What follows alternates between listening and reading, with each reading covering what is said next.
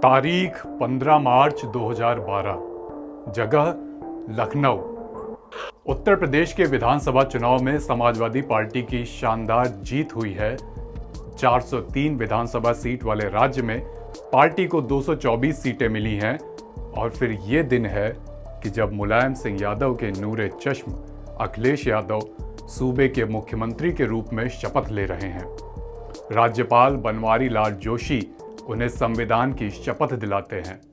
अखिलेश के बाद अब उनके मंत्री शपथ लेना शुरू करते हैं और तभी गूंजती है एक आवाज, मैं रघुराज प्रताप सिंह राजा भैया ईश्वर की शपथ लेता हूं कि मैं विधि द्वारा स्थापित भारत के संविधान के प्रति सच्ची श्रद्धा और निष्ठा रखूंगा। कुंडा प्रतापगढ़ के बाहुबली राजा भैया निर्दलीय विधायक रहते हुए उत्तर प्रदेश की अखिलेश यादव सरकार में मंत्री बन चुके थे। पर्दा गिरता है, दूसरा दृश्य मंच पर आता है। अब तारीख है 28 नवंबर 2021, जगह है प्रतापगढ़। कुछ ही महीनों में होने वाले विधानसभा चुनाव के लिए प्रचार करने अखिलेश यादव यहां पहुंचे हुए हैं। पूर्व सीएम हो चुके अखिलेश यादव से कोई पत्रकार सवाल करता है कि राजा भैया से नाराजगी क्यों है। अखिलेश जवाब देते हैं, ये कौन है जिनका नाम आप ले रहे हो? राजा भैया से इतनी नाराजगी क्यों है आप? ये कौन है? किनका नाम ले रहे हो आप? कौन ले नाम ले रहे हो? ये कौन है?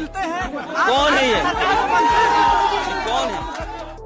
यानी जो राजा भैया एक वक्त अखिलेश यादव की सरकार में मंत्री थे, अब अखिलेश यादव सार्वजनिक तौर पर उनका नाम भी पहचानने से इनकार कर रहे हैं। उस्ताद नुसरत फतेह अली खान होते तो कहते क्या से क्या हो गए देखते देखते। मुनव्वर राणा होते तो कहते जितना तुम बदले हो उतना भी नहीं बदला जाता। लेकिन इन दोनों हुनरमंदों के बाद की तमाम पंक्तियों में भी हम अपना नाम नहीं रख सकते। इसलिए हम और आप बस अचरज खा सकते हैं कि 9 साल 8 महीने में ऐसा क्या बदल गया अखिलेश यादव और रघुराज प्रताप सिंह के बीच। आगे के कुछ मिनटों में हम इसी सवाल का जवाब खोजने की कोशिश करेंगे। नमस्कार, आभार। ये एनबीटी डिजिटल का मंच है और मेरा नाम है अभिषेक।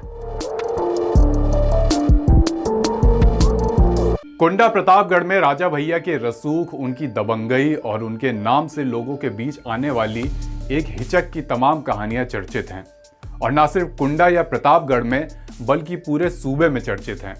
1993 में राजा भैया ने पॉलिटिकल डेब्यू किया। तब से वे लगातार कुंडा से विधायक बनते आ रहे हैं। 93, 96, 2002, 7, 12, 17 में वो विधायक बने। अब तो अपनी पार्टी भी बना ली है, जनसत्ता दल लोकतांत्रिक, चुनाव चिन्ह आरी।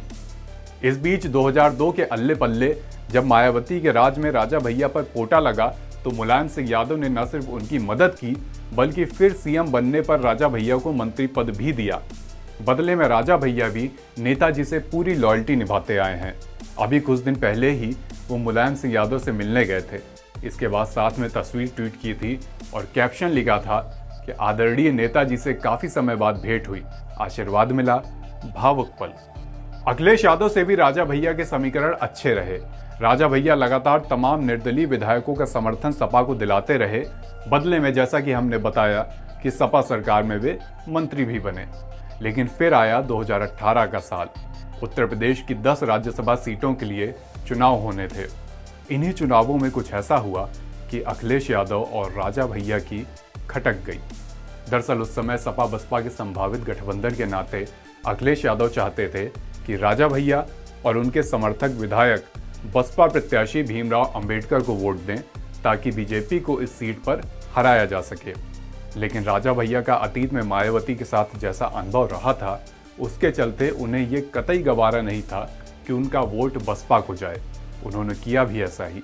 अखिलेश यादव के कहने के बाद भी राजा भैया ने राज्यसभा चुनाव के लिए बसपा की बजाय बीजेपी को वोट किया। बसपा प्रत्याशी हार गए और राजा भैया की ये हरकत अखिलेश यादव को कतई पसंद नहीं आई। बात अगले ही साल और भी बिगड़ गई जब लोकसभा चुनाव के लिए सपा और बसपा ने गठबंधन कर लिया। ये साल भर का ही दौर था कि जो राजा भैया कभी अखिलेश यादव के कैबिनेट की शान बढ़ाते थे, उनका नाम भी अखिलेश यादव ने भुला दिया। 2018 के बाद अखिलेश ने कह दिया था कि राजा भैया के लिए सपा के दरवाजे अब बंद हैं, बल्कि उन्होंने तो रघुराज प्रताप सिंह के राजा भैया वाले टाइटल पर भी तंज कसते हुए कहा था कि राजा क्या होता है, लोकतंत्र में सिर्फ एक राजा होता है, वो है जनता, बाकी कोई राजा नहीं। इस बीच राजा भैया की भी बीजेपी से बढ़ती नजदीकियों की खबरें आईं। जब अखिलेश के चाचा शिवपाल सिंह यादव से संबंध बिगड़ गए, तब राजा भैया शिवपाल से भी मिले। सपा ने लंबे समय से कुंडा में अपना प्रत्याशी नहीं उतारा था, राजा भैया को एक इनडायरेक्ट समर्थन देने के वास्ते, लेकिन इस बार कुंडा से भी कैंडिडेट उतारने की तैयारी है। यानी अखिलेश यादव और रघुराज प्रताप सिंह के बीच अब कुछ भी पहले जैसा नहीं रहा। लेकिन ये बदलते समीकरण चुनाव को कितना इम्पैक्ट करेंगे, ये पता चलेगा मार्च 2022 के बाद। बाकी ये राजनीति है, यहाँ कोई हमेशा के लिए दोस्त नहीं होता और हमेशा के लिए दुश्मन भी नहीं होता। पूरी कहानी के दौरान हमारा साथ देने के लिए, सुनने के लिए शुक्रिया। बने रहिए एनबीटी ऑनलाइन के साथ।